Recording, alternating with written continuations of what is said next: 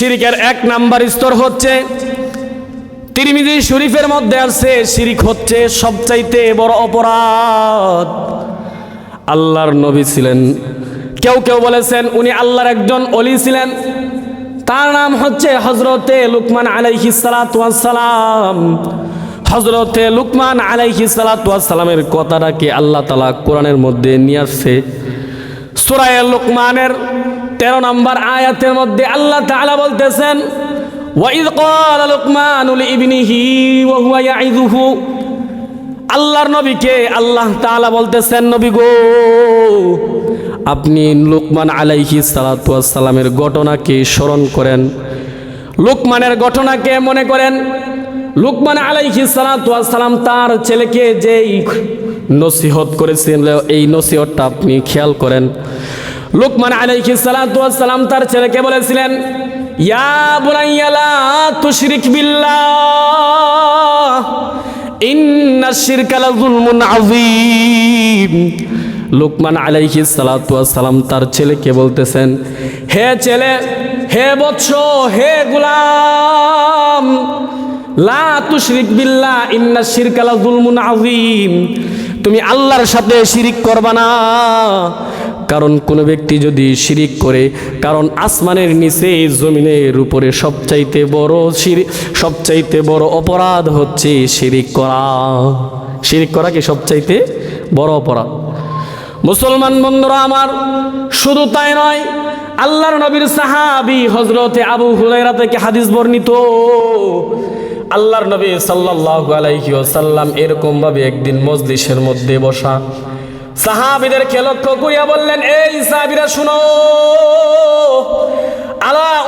আলা উনাব্বিউকুম বিআকবারিল কাবায়ের, আমি কি তোমাদেরকে বলে দিব সবচাইতে বড় গুনাহ কোনটা, সবচাইতে বড় অপরাধ কোনটা? বলনা বালা ইয়া রাসূলুল্লাহ। সাহাবায়ে কেরাম এক বাক্যে উত্তর দিলেন, হে আল্লাহর নবী, আমাদেরকে বলে দেন সবচাইতে বড় কোনটা গুনাহ, সবচাইতে বড় অপরাধ কোনটা? ক্বালা, আল্লাহর রাসূল বললেন, আল ইশরাকু বিল্লাহ। এক নাম্বার হচ্ছে সবচাইতে বড় অপরাধ হচ্ছে আল্লাহর সাথে শিরিক করা, এটা হচ্ছে সবচাইতে বড় অপরাধ। 2 নাম্বার হচ্ছে ওয়া হুকুকুল ওয়ালিদাইন। 2 নাম্বারে আল্লাহর রাসূল বলতেছেন, সাহাবীরা শুনো, 2 নাম্বারে হচ্ছে সবচাইতে বড় অপরাধ হচ্ছে মা বাবার নাফরমানি করা। 3 নাম্বারে হচ্ছে ওয়া কওলুজ যুরি ওয়া শাহিদুজ যুর। 3 নাম্বারে হচ্ছে মিথ্যা কথা বলা অথবা মিথ্যা সাক্ষ্য দেওয়া। এই 3টা বিষয় হচ্ছে সবচাইতে বড় অপরাধ। কথা বুঝতেছেন তো? এই আয়াত সূরা লুকমানের 13 নম্বর আয়াত এবং আবু হুরায়রার হাদিস দ্বারা বোঝা যায় যে পৃথিবীর মধ্যে সবচাইতে বড় অপরাধ হচ্ছে শিরিকের অপরাধ। এটা হচ্ছে শিরিকের 1 নম্বর স্তর। শিরিকের 2 নম্বর স্তর হচ্ছে শিরিকের গুনাহকে আল্লাহ তাআলা কোনোদিন ক্ষমা করবেন না। শিরিকের গুনাহ ছাড়া যত গুনাহ আছে আল্লাহ তাআলা চাইলেই ক্ষমা করিয়া দিবেন, কিন্তু শিরিকের গুনাহটা একটু ব্যতিক্রম, এই গুনাহকে আল্লাহ তাআলা ক্ষমা করবেন না।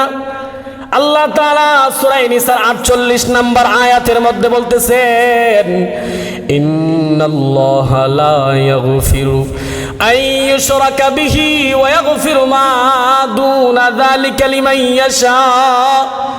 আল্লাহ বলতেছেন, ইন্নাল্লাহা লা ইয়াগফিরু আন ইউশরাকা বিহি, আমি আল্লাহর সাথে শিরিক করা, আমি আল্লাহর সাথে কুফরি করা, এই গুনাহকে আমি আল্লাহ তাআলা কোনোদিন ক্ষমা করব না।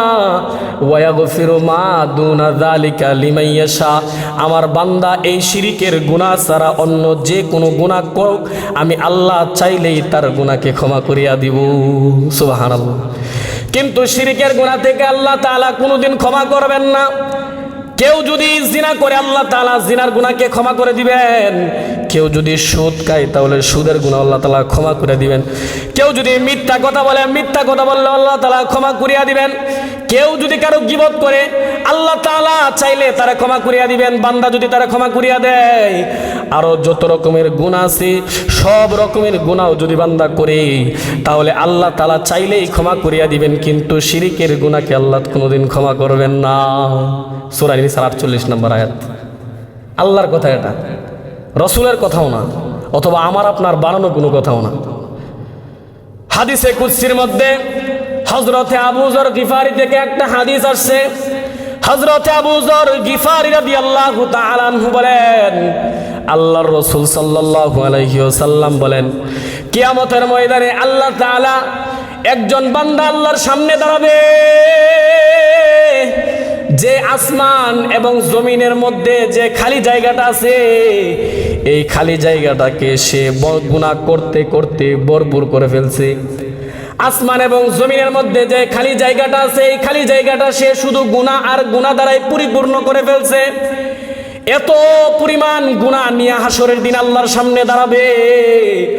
দাঁড়ানোর পরে আল্লাহ তাআলাও তার সামনে এত বড় একটা ক্ষমা নিয়ে আল্লাহ তার সামনে দাঁড়াবে। আবু যর গিফারি বলতেছেন, আল্লাহর রাসূল বললেন, সাহাবীরা শুনো, এত এত গুনার মধ্যে যদি শিরিকের গুনাহ না থাকে, তাহলে আল্লাহ তাআলা তার সমপরিমাণ ক্ষমা নিয়ে তাকে আল্লাহ তাআলা ক্ষমা করিয়া দিবেন। সুবহানাল্লাহ। কিন্তু তার যদি এত এত গুনার মধ্যে শিরিক নামক গুনাহটা থাকে, শিরিকের গুনাহ যদি এই গুনার মধ্যে থাকে, তাহলে আল্লাহ তাআলা কোনোদিন তাকে ক্ষমা করবেন না। কথা বুঝতেছেন বাজান? এই জন্য শিরিকের 2 নাম্বার স্তর হচ্ছে শিরিকের গুনাহ আল্লাহ তাআলা ক্ষমা করবেন না। আল্লাহ তাআলা সূরা জুমারের মধ্যে বলেন, ইন্নাল্লাহা ইয়াগফিরুয যুনুবা জামিআ। আল্লাহ বলেন, হে আদম সন্তান শুনিয়া রাখো, আমি আল্লাহ চাইলেই তোমাদের সমস্ত গুনাহকে ক্ষমা করিয়া দিব, কিন্তু শিরিকের গুনাহকে আল্লাহ তাআলা কোনোদিন ক্ষমা করবেন না। সব গুনাহ ক্ষমা করবেন, কিন্তু শিরিকের গুনাহ আল্লাহ তাআলা ক্ষমা করবেন না। এই জন্য আল্লাহর রাসূল সাল্লাল্লাহু আলাইহি ওয়াসাল্লামের একজন সাহাবী, তার নাম হচ্ছে হযরতে মুআজ ইবনে জাবাল রাদিয়াল্লাহু তাআলা আনহু। আল্লাহর রাসূল মুআজ ইবনে জাবালকে একদিন নসিহত করতেছেন। মুআজকে বলতেছেন, ইয়া মুআজ লা তুশরিক বিল্লাহ, হে মুআজ তুমি আল্লাহর সাথে শিরিক করবা না। ইন কুতিলতা, যদিও তোমার হত্যা করে ফেলা হয়, টুকরো টুকরো করে ফেলা হয়, আও হুররিকতা, অথবা তোমাকে যদি আগুনে পুড়িয়ে ফেলা হয়, তারপরেও তুমি আল্লাহর সাথে কোনোদিন শিরিকের গুনাহকে করতে পারবা না। কি মনে করেন? হযরতকে মুআজকে আল্লাহর রাসূল বললেন, মুআজ তুমি আল্লাহর সাথে কোনোদিন শিরিক করবা না। যদি তোমাকে মেরে ফেলা হয়, শুধু মেরে ফেলা না, তোমাকে যদি টুকরো টুকরো করে ফেলা, হত্যা করে ফেলা হয়, আও হুররিকতা, অথবা যদি তোমাকে আগুনে পুড়াইয়া ফেলা হয়, তারপরেও তুমি কোনোদিন আল্লাহর সাথে শিরিক করবা না। কারণ কোনো ব্যক্তি যদি শিরিক করে, এই শিরিকের গুনাহকে আল্লাহ তাআলা কোনোদিন ক্ষমা করবেন না। মুসলমান বন্ধুরা আমার, এই হাদিস দ্বারাও বোঝা যায় আল্লাহ তাআলা সব গুনাহ ক্ষমা করতে রাজি আছে, কিন্তু শিরিকের গুনাহকে আল্লাহ তাআলা কোনোদিন ক্ষমা করবেন না। এটা হচ্ছে শিরিকের 2 নাম্বার স্তর। শিরিকের 3 নাম্বার স্তর হচ্ছে, যদি কোনো ব্যক্তি শিরিকের নামক গুনাহ করে, শিরিক করে, তাহলে তার ইজাবতকালের যত নেকি আছে সব নেক আমল ধ্বংস হয়ে যাবে। নাউজুবিল্লাহ বলেন। একজন ব্যক্তির বয়স 70 বছর অথবা 80 বছর, 90 বছর, এই 90 বছরের ভিতরে সে যতগুলা নামাজ পড়েছে, যতগুলা হজ করেছে, সিয়াম রাখছে, যাকাত দিয়েছে, দান সদকা, কোরআন তেলাওয়াত, যত রকমের ইবাদত হতে পারে সব রকমের ইবাদত করেছে, কিন্তু শেষ বয়সে যদি আল্লাহর সাথে শিরিক করে ফেলে, তাহলে তার এই যে ইজাবতকালের যে 90 বছরের যে নেক আমল আছে, মুহূর্তের ভিতরে এই সব নেক আমল ধ্বংস হয়ে যাবে। কেউ যদি মনে করেন যে 5টা মাদ্রাসা বানায় দিছে, হ্যাঁ 10টা মসজিদ বানাইছে, লক্ষ লক্ষ টাকা আল্লাহর রাস্তায় দান করছে, একবার নয়, 2 বার নয়, 20 থেকে 50 বার আল্লাহর যে হজ আছে হজ পালন করছে, সারা বছর কি রাখে, রোজা রাখে, সারা বছর দান সদকা করে, সব এত এত নেক আমল যদি কেউ করার পরে যদি কেউ আল্লাহর সাথে শিরিক করে ফেলে, তাহলে এই শিরিকের দ্বারাতে তার যত নেক আমল আছে সব নেক আমল নিমিষেই শেষ হয়ে যাবে, ধ্বংস হয়ে যাবে। এবার বুঝেন শিরিক কত ভয়ঙ্কর এক জিনিস। শিরকের ব্যাপারে আল্লাহর রাসূল সাল্লাল্লাহু আলাইহি ওয়াসাল্লামকে আল্লাহ তাআলা সূরা জুমারের 65 নম্বর আয়াতের মধ্যে সতর্ক করেছে। আল্লাহ বলতেছেন, ওয়ালাকাদ উহিয়া ইলাইকা ওয়া ইলাল্লাযীনা মিন ক্বাবলিকা লা ইন আশরাকতা লা ইয়াহবাতান্না আমালুকা ওয়া লা তাকুনান্না মিনাল খাসিরিন। আল্লাহ বলেন, নবী গো, আপনার কাছে এই বার্তা, এই ওহী আপনার কাছে প্রেরণ করা হইতেছে, যেই ওহী, যেই বার্তা আপনার পূর্বে যত নবী ছিল সব নবীদের কাছে প্রেরণ করা হয়েছে। সেই বার্তাটা হচ্ছে লা ইন আশরাকতা লা ইয়াহবাতান্না আমালুকা, আপনি যদি আমি আল্লাহর সাথে শিরিক করেন তাহলে আপনার ইজাবতকালের যত নেক আমল আছে সব নেক আমল আমি আল্লাহ তাআলা ধ্বংস করিয়া দিব। ওয়ালা তাকুনান্না মিনাল খাসিরিন, আর নবী গো, আপনি হয়ে যাবেন ক্ষতিগ্রস্তদের অন্তর্ভুক্ত। মুসলমান বন্ধুরা আমার, ভালো করে খেয়াল করেন, আল্লাহর নবীকে আল্লাহ তাআলা সতর্ক করতেছে, সাবধান করতেছে শিরিক থেকে বাঁচিয়ে থাকার জন্য। আল্লাহ রাসূল কি শিরিক করবেন? আপনার কি মনে হয় রাসূল কি শিরিক করবে? রাসূল তো তাওহীদের বাণী নিয়ে আসছেন। সেই রাসূলকে আল্লাহ তাআলা বলতেছেন, ওয়ালাকাদ উহিয়া ইলাইকা ওয়া ইলাল্লাযীনা মিন ক্বাবলিক লা ইন আশরাকতা লা ইয়াহবাতান্না আমালুকা ওয়া লা তাকুনান্না মিনাল খাসিরিন।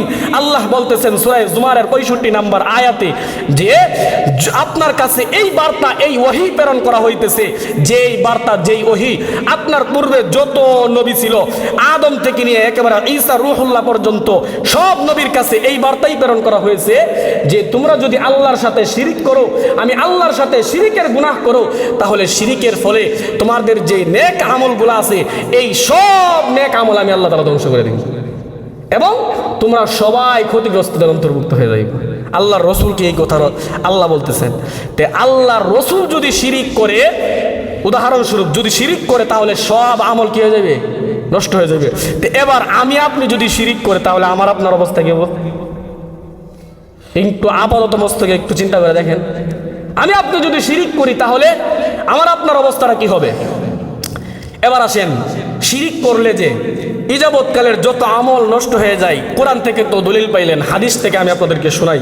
মুসনাদে আহমদের একটা হাদিস, আল্লাহর রাসূল সাল্লাল্লাহু আলাইহি ওয়াসাল্লাম সাহাবীদেরকে বললেন, এই সাহাবীরা শুনো, দুইজন ব্যক্তি একটা গ্রামের পাশ দিয়ে যাইতেছে, আর এই গ্রামের মধ্যে একটা খাম্বা অথবা একটা মূর্তি অথবা একটা মাজার আছে। এই গ্রামবাসীদের দাবি হচ্ছে, যেই ব্যক্তি এই মূর্তি অথবা এই খাম্বা অথবা এই মাজারের পাশ দেওয়া যাবে, এই ব্যক্তি মাজারে অথবা খাম্বার মধ্যে কোনো কিছু দান করে যেতে হবে। এই নিয়ম অনুযায়ী দুই ব্যক্তি এই গ্রামের পাশ দিয়ে যাইতেছে। প্রথম ব্যক্তি যখন যাইলো তখন গ্রামের মানুষেরা তার পথ আটকিয়ে ধরলো। পথ যখন আটকিয়ে ধরলো, ওই ব্যক্তিকে বলতেছো, তুমি এই খাম্বার নামে অথবা এই মূর্তির নামে অথবা এই মাজারের নামে কোনো কিছু দান করে যাও। সে ব্যক্তি বলতেছে, লাইসা ইনদি শাইউন, আমার কাছে দেওয়ার মতো কোনো কিছু নাই। তখন গ্রামের যত মানুষ আছে সবাই বলল, তুমি একটা মশা হলেও আল্লাহর এই যে খাম্বা আছে, এই মূর্তি অথবা মাজার আছে, এই মাজারের নামে দান করে যাও। সেই ব্যক্তি চিন্তা করলো, একটা মশাই তো দিমু, আমি মশা দান করিয়া দিলাম। লোকেরা তার রাস্তা ছেড়ে দিল। ছেড়ে দেওয়ার পরে প্রথম ব্যক্তি চলে গেল। আল্লাহর রাসূল বললেন, দাখালান নার, এই ব্যক্তি জাহান্নামের মধ্যে প্রবেশ করেছে। এই প্রথম ব্যক্তি যখন শেষ হয়ে গেল, দ্বিতীয় ব্যক্তি আবার আসলো। দ্বিতীয় ব্যক্তি যখন আসলো, আসার পরে মহল্লার যেই মানুষেরা আছে সবাই তার রাস্তা আটকায় ধরলো। ধরার পরে তারেও বলতেছে, তুমি এই খাম্বার নামে অথবা এই মূর্তির নামে অথবা এই মাজারের নামে কোনো কিছু দান করে যাও। ওই ব্যক্তিও আগের লোকের মতো বলতেছে, লাইসা ইনদি শাইউন, আমার কাছে দেওয়ার মতো কোনো কিছু নাই। তখন গ্রামের লোকেরা বলল, একটা মাছি হলেও এই মাজারের নামে অথবা এই খাম্বার নামে দান করে যাও। এই ব্যক্তি বলতেছে, আমি আল্লাহর রাস্তা ব্যতীত কোনো খাম্বার নামে, কোনো মূর্তির নামে, কোনো খাজার নামে, কোনো মাজারের নামে দান করি না। তখন গ্রামের লোকেরা ওই ব্যক্তির উপরে চড়াও হইল, তারে হত্যা করে ফেললো, মেরে ফেললো। এই কথা যখন বলল, আল্লাহর রাসূল সাল্লাল্লাহু আলাইহি ওয়াসাল্লাম তারপরে পরের বাক্য বলতেছেন, সাহাবীরা শুনো, এই ব্যক্তি দাখালাল জান্নাহ, ওই লোকটা জান্নাতের মধ্যে প্রবেশ করবে। সাহাবায়ে কেরাম আল্লাহর রাসূলকে বললেন, আল্লাহর নবী গো, এই দুই ব্যক্তির ওয়াকি আমরা ভালো করে বুঝতে পারলাম না। একটা মশা আল্লাহর রাস্তায় না দিয়া গায়রুল্লাহর নামে কি জন্য দান করছে, এই জন্য সে জাহান্নামের মধ্যে চলে গেছে। আরেক ব্যক্তি একটা মশা সে আল্লাহর নাম ছাড়া অন্যর নামে দিয়েছে, না দিয়া সে শিরকের বিরুদ্ধে দাঁড়াইছে, এই জন্য সে জান্নাতের মধ্যে চলে গেছে। এর কারণ কি? আল্লাহর রাসূল বললেন, সাহাবীরা শুনো, এই ব্যক্তি একটা মশাও কি জন্য গায়রুল্লাহর নামে দিল, এই জন্য সে শিরকের পক্ষ অবলম্বন করেছে। সে শিরকের পক্ষ নেওয়ার কারণে তার যত নেক আমল আছে সব নেক আমল ধ্বংস হয়ে গেছে। এই জন্য আল্লাহ তারে জাহান্নামের মধ্যে ফালাইবে। আরেকজন দ্বিতীয় ব্যক্তি, সে কি জন্য একটা মশাও গায়রুল্লাহর নামে দিল না, সে একমাত্র আল্লাহর রাস্তা ব্যতীত আর কারো নামে দিবে না। সে এই কথা যখন বলল, শিরকের বিরুদ্ধে যখন সে দাঁড়াইলো, যদিও সব মানুষ তাকে মেরে ফেলেছে, সে শিরকের বিরুদ্ধে দাঁড়ানোর কারণে সে যদি জীবনে কোনো নেক আমল নাও করে থাকে, আল্লাহ তাআলার কাছে শিরকের বিরুদ্ধে দাঁড়ানোর কারণে তার আমলটা আল্লাহর কাছে অনেক পছন্দ হয়েছে। এই জন্যই আল্লাহ তাআলা তারে জান্নাতের মধ্যে প্রবেশ করাবে। সুবহানাল্লাহ বলেন। এই জন্য কেউ যদি আল্লাহর রাস্তা ব্যতীত অন্য কোনো রাস্তায় কোনো ব্যক্তি অথবা কোনো খাম্বা অথবা কোনো মাজার অথবা কোনো মূর্তি অথবা অন্য যে কোনো রাস্তায় হোক না কেন, আল্লাহর রাস্তা ব্যতীত অন্য কোনো রাস্তায় একেবারে আদনা থেকে আদনা, এই হাদিস কিন্তু আমি আপনাদেরকে ঘটনা শোনাই নাই, এটা মুস্তাদ আহমদের হাদিস। মুস্তাদ আহমদের হাদিস দ্বারা বোঝা যায়, কেউ যদি আল্লাহর রাস্তা ব্যতীত কোনো গায়রুল্লাহর রাস্তায় একটা মশাও দেয়, এর কারণে সে শিরকের পক্ষ কি জন্য নিল, এই জন্য তার সব নেক আমল ধ্বংস। কথা বুঝতেছেন বাজান? এই জন্য আল্লাহর রাস্তা ব্যতীত কোনো গায়রুল্লাহর রাস্তায় দেওয়া যাবে না। কথা বুঝতেছেন? এটা হচ্ছে শিরকের 3 নাম্বার স্তর, যে শিরকের গুনাহ কোনো ব্যক্তি যদি করে, তাহলে তার ইজাবতকালের যত নেক আমল আছে সব নেক আমল কি হয়ে যাবে? ধ্বংস হয়ে যাবে। এবার আসেন শিরকের 4 নাম্বার স্তরে। শিরকের 4 নাম্বার স্তর হচ্ছে, কোনো ব্যক্তি যদি শিরিক করে মারা যায়, তাহলে সে অবশ্যই জাহান্নামে যাবে। আর যে ব্যক্তি শিরিক না করে দুনিয়া থেকে বিদায় হয়ে গেল, সে অবশ্যই জান্নাতের মধ্যে প্রবেশ করবে। কথা বুঝতেছেন? সূরা মায়েদার 72 নম্বর আয়াতে আল্লাহ তাআলা বলতেছেন, ইন্নাহু মান ইউশরিক বিল্লাহি ফাকাদ হারামাল্লাহু আলাইহিল জান্নাহ ওয়া মাওয়াহুন নার ওয়া মা লিয-যালিমিনা মিন আনসার। আল্লাহ তাআলা সূরা মায়েদার 72 নম্বর আয়াতের মধ্যে বলতেছেন, ইন্নাহু মান ইউশরিক বিল্লাহ ফাকাদ হারামাল্লাহু আলাইহিল জান্নাহ। যেই ব্যক্তি আল্লাহর সাথে শিরিক করলো, আল্লাহ তাআলা তার জন্য জান্নাতকে হারাম করে দিবেন, জান্নাত তার জন্য হারাম হয়ে যাবে। ওয়া মাওয়াহুন নার, আর তার ঠিকানা হবে জাহান্নামের মধ্যে। ওয়া মা লিয-যালিমিনা মিন আনসার। আল্লাহ তাআলা বলতেছেন, যারা শিরিক করবে, যারা জুলুম করবে, এদের সাহায্যকারী হাসরের ময়দানে কেউ থাকবে না। কথা বুঝতেছেন? তো এই আয়াত সূরা মায়েদার 72 নম্বর আয়াত দ্বারা বোঝা যায়, কেউ যদি শিরিক করে তাহলে সে অবশ্যই কোথায় যাবে? জাহান্নামের মধ্যে যাবে। আর যে শিরিক না করে মৃত্যুবরণ করলো, সে অবশ্যই জান্নাতের মধ্যে যাবে। একটা হাদিস শোনায় আমি আপনাদেরকে। আল্লাহর নবীর সাহাবী হযরতে ওমর রাদিয়াল্লাহু তাআলা আনহু থেকে এই হাদিস বর্ণিত। হযরতে ওমর বলতেছেন, আল্লাহর রাসূল সাল্লাল্লাহু আলাইহি ওয়াসাল্লাম বলতেছেন, সিনতান মুজিবাতান। সাহাবীদেরকে বললেন, এই সাহাবীরা শুনো, আল্লাহর রাসূল বলতেছেন, সাহাবীরা খেয়াল করে শুনো, 2টা জিনিস অবশ্যই ঘটবে। সাহাবীরা আল্লাহর রাসূলকে বললেন, নবী গো, ওই 2টা জিনিস কি? যেই 2টা জিনিস অবশ্যই ঘটবে।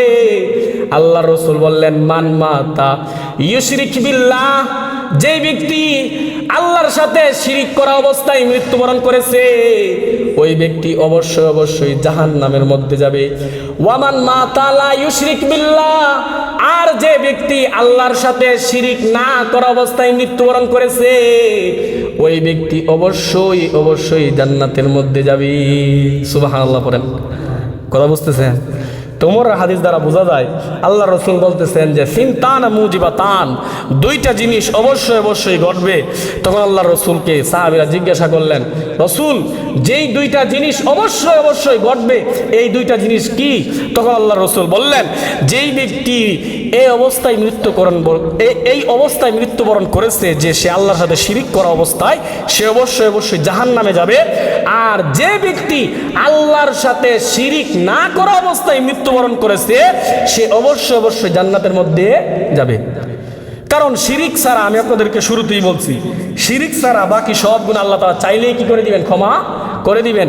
কিন্তু শিরিকের গুণ আল্লাহ তাআলা ক্ষমা করবেন না। এই গেল আপনাদের সামনে আমি শিরিকের 4টা স্তর বর্ণনা করলাম।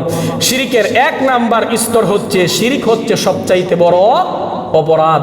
শিরিকের 2 নাম্বার স্তর হচ্ছে শিরিকের গুনাহকে আল্লাহ তাআলা কোনোদিন ক্ষমা করবেন না। শিরিকের 3 নাম্বার স্তর হচ্ছে কোনো ব্যক্তি যদি শিরিক করে তাহলে তার ইজাবতকালের যত নেক আমল আছে, 70 বছর 80 বছর যত নেক আমল করছে সব নেক আমল নিমিষেই শেষ হয়ে যাবে। 4 নাম্বার হচ্ছে শিরিকের স্তর হচ্ছে, শিরিকের 4 নাম্বার স্তর হচ্ছে শিরিক যেই ব্যক্তি করবে সে অবশ্যই অবশ্যই জাহান্নামে যাবে। আর যেই ব্যক্তি শিরিক না করা অবস্থায় দুনিয়া থেকে বিদায় হয়েছে সে অবশ্যই অবশ্যই জান্নাতের মধ্যে নিপতিত হবে। এবার আসেন, এবার শিরিক যদি যে কেউ করুক না কেন সেই জাহান্নামে যাবে। এমনকি যদি নবীরাও করে, নবীরাও কি হইতো? জাহান্নামের মধ্যে যাইতো।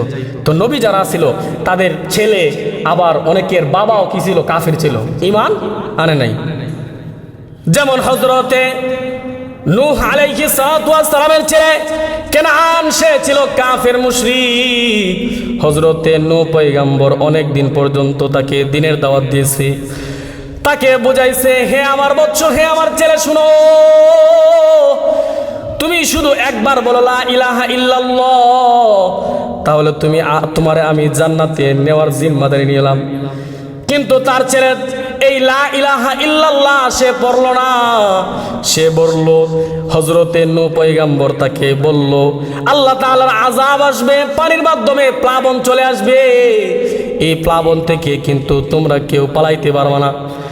হযরতে নূহ আলাইহিস সালাতু ওয়াস সালামের ছেলে হযরতে নূহ পয়গম্বরকে উত্তর দিয়েছিল, যদি প্লাবন আসে, পানি আসে, তাহলে ঘরের যে চাল আছে ওই চালের মধ্যে আমি চলে যাব।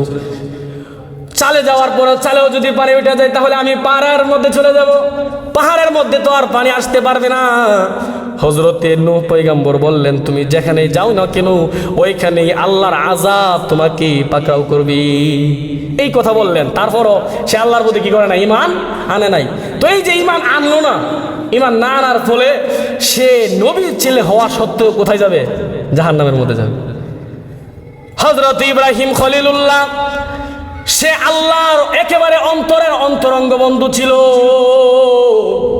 হাসরের ময়দানে আল্লাহ তাআলা যখন জান্নাতীদেরকে জান্নাতের মধ্যে দিয়া দিবে, যখন জান্নাতীরা জান্নাতের মধ্যে চলে যাবে, এমন সময় হযরতে ইব্রাহিম আলাইহিস সালাতু ওয়াস সালাম আল্লাহর কাছে ডাক দিয়া বলবেন, প্রভু হে আল্লাহ, আমি তো খলিলুল্লাহ, আপনার অন্তরঙ্গ বন্ধু, আমার বাবা জাহান্নামের মধ্যে চলে যাবে গো আল্লাহ, সবাই দেখতে পাবে আমার বাবা জাহান্নামের মধ্যে যাইতেছে। আমি মানুষদেরকে দ্বীনের দাওয়াত দিয়েছি কিন্তু আমার বাবাই জাহান্নামের মধ্যে যাইতেছে গো আল্লাহ, আমার বাবাকে আপনি হেফাজত করেন আল্লাহ। তখন আল্লাহ তাআলা হযরত ইব্রাহিম নবীকে ডাক দিয়া বললেন, হে ইব্রাহিম, ভালো করে খেয়াল কইরা রাখো, আমি আল্লাহর সাথে শিরিক যারা করছে তাদের কোনো ছাড় নাই, তারা অবশ্যই জাহান্নামের মধ্যে যাবে। এই কথা বলার পরে হযরতে ইব্রাহিম নবীকে আল্লাহ তাআলা একটা সান্ত্বনা দিলেন। সান্ত্বনা দিয়া বলতেছেন, হে ইব্রাহিম শুনো, অন্যান্য মানুষ যে আপন অবস্থায় যারা আছে সবাই তাদের নিজের আকৃতি অবস্থায় জাহান্নামের মধ্যে নিপতিত হবে। কিন্তু তোমার বাবাকে যে আকৃতির মধ্যে আছে, মানবের যে আকৃতি, ওই আকৃতির মধ্যে আমি জাহান্নামের মধ্যে ফেলাবো না। তোমার বাবাকে আমি ছাগলের আকৃতি দান করব। অথবা মুহাদ্দিসিনে কেরাম বলেছেন, হযরতে ইব্রাহিম আলাইহিস সালাতু ওয়াস সালামের বাবা ইঁদুরের যে আকৃতি আছে, ইঁদুরের আকৃতি ধারণ করবে। ইঁদুরের আকৃতি যখন ধারণ করবে, ইঁদুরের আকৃতি তো ছোট আকারে হবে। তার শরীরের মধ্যে রাস্তার যে ধুলাবালু আছে, এই ধুলাবালু তার শরীরের মধ্যে লাগা থাকবে। এমন অবস্থায় আল্লাহ তাআলা ডাক দিয়া বলবেন ফেরেশতাদেরকে, এই ফেরেশতারা ইব্রাহিম নবীর পিতা এই যে আজরকে দেখতেছো, এই হচ্ছে ইব্রাহিমের পিতা। তখন হাসরের ময়দানে কেউ তাকে চিনবে না, কারণ তার যে আকৃতি আছে এই আকৃতি পরিবর্তন হয়ে গেছে। তার আকৃতি পরিবর্তন করিয়া তারা ইঁদুরের আকৃতি দান করা হয়েছে। এটা হযরত ইব্রাহিম নবীর সম্মানার্থে। এই সম্মান আল্লাহ তাআলা হযরত ইব্রাহিম নবীকে দিয়েছেন। ইব্রাহিমকে বলতেছেন, ইব্রাহিম আজকে তোমার আমি লাঞ্ছিত করব না। কেউ দেখবে না তোমার বাবাকে যে আমি জাহান্নামের মধ্যে ফেলাইতেছি, সবাই দেখবে ইঁদুরকে আমি জাহান্নামের মধ্যে ফেলাইতেছি। এই কথা বলার পরে আল্লাহ তাআলা আদেশ করবেন, তখন ফেরেশতারা এই যে ইঁদুর আছে, এই ইঁদুরকে ইব্রাহিমের পিতাকে দুইজনে ধরে জাহান্নামের মধ্যে নিপতিত করবে। এই যে তার আকৃতি পরিবর্তন করা, তার আপন অবস্থায় তাকে না রাখা, এটা হযরত ইব্রাহিমের যে একটা মনের তামান্না। কারণ বাবা জাহান্নামের মধ্যে যাবে, সবারই তো কষ্ট লাগবে। দেখেন, বাবা যত খারাপই হোক না কেন, বাবা যদি কষ্ট পায়, বাবার যদি মৃত্যুবরণ করে, তাহলে সবাই কিন্তু কাঁদে। যত রকমের খারাপ লাগে, আপনারা কোনো দিন আপনার উপরে ইহসান করে নাই, আপনার বাবা আপনারা কোনো দিন আদর করে নাই, তারপরও যদি আপনার বাবা দুনিয়া থেকে বিদায় হয়ে যায়, তাহলে কিন্তু আপনার চোখ দিয়ে অটোমেটিকলি আপনার অন্তরের মধ্যে ব্যথা অনুভব হবে। এইরকম ভাবে আল্লাহ নবী সাল্লাল্লাহু আলাইহি ওয়াসাল্লামের চাচা জাহান্নামের মধ্যে সবচাইতে কম আযাব যার হবে, সেটা হচ্ছে আবু তালেবের আযাব হবে সবচাইতে কম। আবু তালেবকে আল্লাহ তাআলা জাহান্নামের যে জুতা আছে, এই দুইটা জুতা আবু তালেবকে পরায় দিবে। দুইটা জুতা যখন আবু তালেবকে আল্লাহ তাআলা পরায় দিবেন, দুইটা জুতার যে তাপ আছে, এই তাপের কারণে আবু তালেবের যে মগজ আছে, এই মগজগুলা বাদ যেরকম ভাবে টকবক টকবক করতে থাকে, তার মগজগুলা এরকম ভাবে টকবক করতে থাকবে। আর আল্লাহ তাআলা আমাদের নবীকে বলবেন, নবী গো, আবু তালেব কিন্তু আপনার অনেক মহাব্বত করত, আপনারে ভালোবাসতো, আপনার বিপদে ছায়া হয়ে তার দাঁড়াইতো।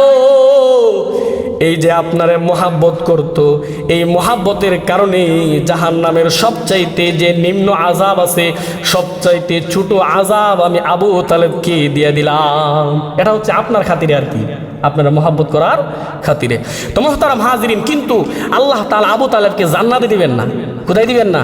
জান্নাতে দিবেন না। কারণ কি? সে আল্লাহর উপর কি করেন না, ঈমান আনে নাই। মৃত্যুর শয্যায় সজ্জিত আবু তালেব, আল্লাহর রাসূল তার সামনে বসা।